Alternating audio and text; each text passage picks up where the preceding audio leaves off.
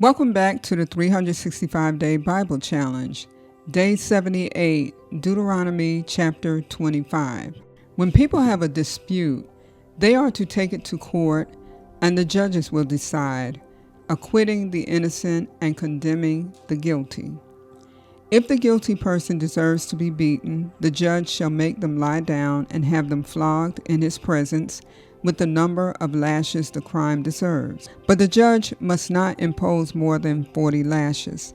If the guilty party is flogged more than that, your fellow Israelite will be degraded in your eyes.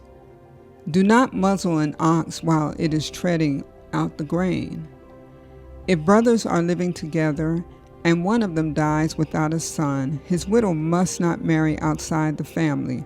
Her husband's brother shall take her and marry her and fulfill the duty of a brother-in-law to her. The first son she bears shall carry on the name of the dead brother so that his name will not be blotted out from Israel. However, if a man does not want to marry his brother's wife, she shall go to the elders at the town gate and say, "My husband's brother refuses to carry on his brother's name in Israel. He will not fulfill the duty of a brother-in-law to me." Then the elders of his town shall summon him and talk to him. If he persists in saying, "I do not want to marry her," his brother's widow shall go up to him in the presence of the elders, take off one of his sandals, spit in his face, and say, "This is what is done to the man who will not build up his brother's family line." That man's line shall be known in Israel as the family of the unsandaled.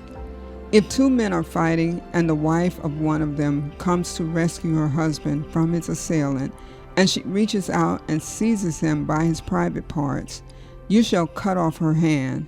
Show her no pity. Do not have two differing weights in your bag, one heavy and one light. Do not have two differing measures in your house, one large, one small. You must have accurate and honest weights and measures, so that you may live long in the land the Lord your God is giving you. For the Lord your God detests anyone who does these things, anyone who deals dishonestly. Remember what the Amalekites did to you along the way when you came out of Egypt.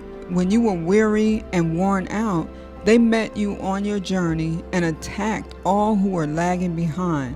They had no fear of God.